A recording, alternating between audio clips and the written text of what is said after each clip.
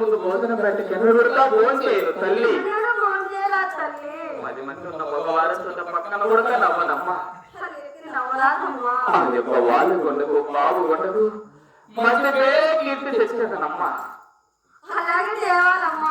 ఆ యొక్క రామల భజన శ్లోమల సేవ ఎన్ని కష్టమో వచ్చినా మరవన తల్లి. వాళ్ళు కాలంలో చెప్పిన పని బాటలు నా చేసి చూపిస్తుందమ్మా. అలాగే తల్లి. మరి అలాగే మా యొక్క గారు మనకు బయలుదేరునమ్మా. అమ్మా జనని మీ పెద్దలు